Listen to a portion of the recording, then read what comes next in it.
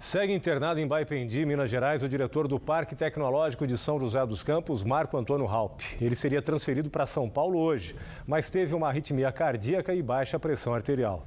Halp sofreu um acidente de carro no último fim de semana em Caxambu. Ele permanece na unidade de terapia intensiva do hospital lá de Baipendi, entubado e respirando por aparelhos. A quarta-feira foi mais um dia quente e seco na região, mas a partir de amanhã, com a aproximação de uma frente fria, a umidade relativa do ar não deve ficar tão baixa. Veja no mapa da previsão do tempo.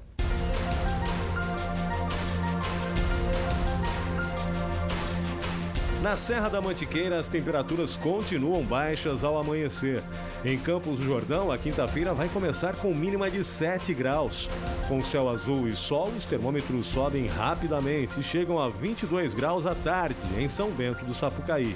No Vale do Paraíba, mesmo com as áreas de instabilidade cada vez mais próximas da região sudeste do país, a quinta-feira ainda vai ser de tempo bom, só que com mais nuvens, o que melhora a qualidade do ar. O calor continua. Em Queluz e Caçapava, a máxima chega a 30 graus. E em Aparecida, faz 31 graus amanhã. No litoral norte, vai dar praia, com mínima de 16 e máxima de 31 graus em Caraguatatuba e Ubatuba. Hoje, em Taubaté, o céu ficou parcialmente encoberto de manhã, mas no meio do dia, o sol voltou a brilhar, atingindo 29 graus de temperatura. Amanhã, a nebulosidade aumenta e a máxima cai para 27 graus. Chuva só no sábado, com a chegada da frente fria. Em São José dos Campos, a quinta-feira também vai ser de céu parcialmente nublado, com mínima de 14 e máxima de 28 graus. E também deve chover no fim de semana.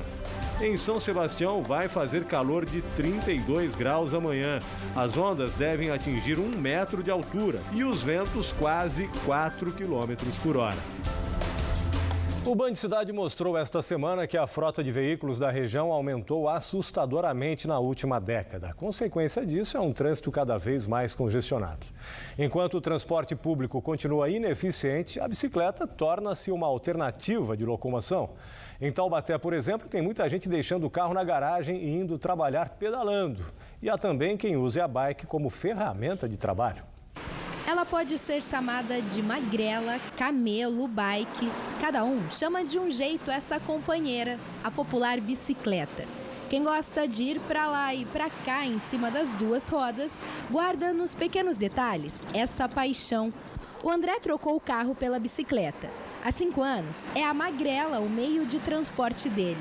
O trajeto de 8 quilômetros que fazia em 50 minutos para chegar ao trabalho, agora ele percorre pela metade do tempo. Com o carro eu sei que eu pagava combustível, era estacionamento, IPVA, óleo, seguro.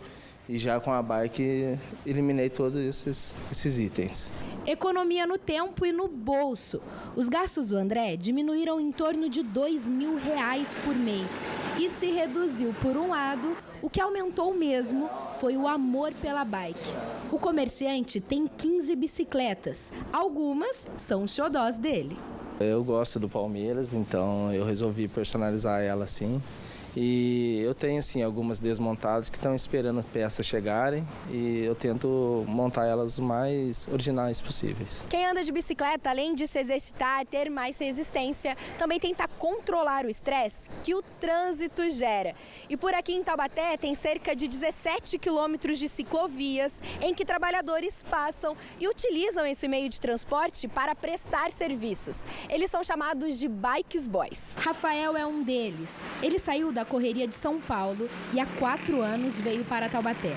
Depois que abandonou o carro, a bicicleta virou o principal meio para ele trabalhar, com entregas de documentos e prestação de serviços. Um trabalho sustentável, né?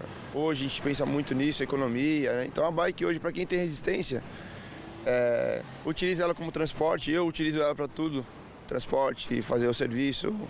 Para onde eu vou, tô com a bike. E todos os dias é assim. Ele chega em um local, recebe o documento e sai pedalando para entregá-lo.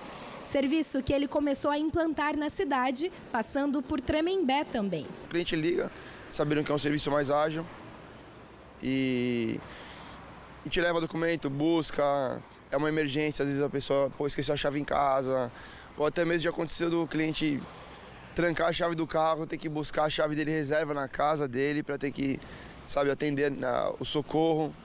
Uma senhora que saiu de casa, preciso comprar um remédio, não tem como ir, tô com o horário em cima, liga, a gente faz socorro também. Mas para o convívio entre ciclistas, motoboys e motoristas dar certo, é importante a conscientização de cada um deles na hora de andar pelas ruas e avenidas das cidades. Toda adaptação, você tem que mudar a consciência de quem estava no local antes, que seria só os motoristas, né, e os motociclistas. Então, quando você cria uma ciclofaixa ou ciclovia, você tem que conscientizar que existe hoje uma ciclofaixa e do perigo que ela tem, principalmente nos cruzamentos. Eleição em Brasília. A votação para a escolha do novo presidente da Câmara Federal acontece neste momento. O deputado federal da região, Flávio Augusto, do PSB, comentou agora há pouco a disputa que movimenta o Congresso nesta quarta-feira. Eduardo Cury, do PSDB, também enviou um vídeo para o Band Cidade sobre o pleito.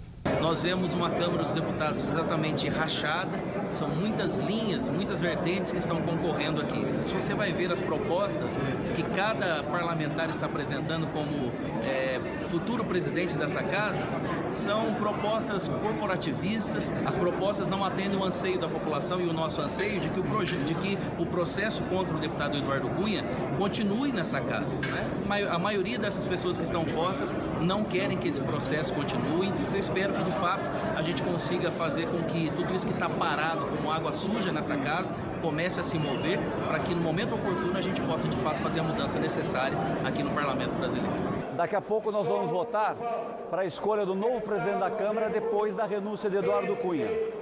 O meu voto será para Rodrigo Maia, que é do bloco das antigas oposições PSDB, PPS, PSB e Democratas. Ainda tem a candidatura forte de Rosso, do Centrão, e a candidatura do PMDB com apoio do PT, de Marcelo de Castro. É uma eleição muito disputada, provavelmente será em 2 turnos e deve acabar só no início dessa madrugada. Mas a expectativa é que tenhamos, a partir dessa eleição, uma mudança de hábitos da classe política, começando aqui, pela Câmara dos Deputados. 14 deputados são candidatos ao cargo de presidente da Câmara. No próximo bloco, Ilhabela pretende integrar o transporte coletivo com os táxis e o Aquabus. E mais, Taubaté perde de virada para o Corinthians pelas quartas de final da Liga Paulista de Futsal. A gente volta já às 7h13.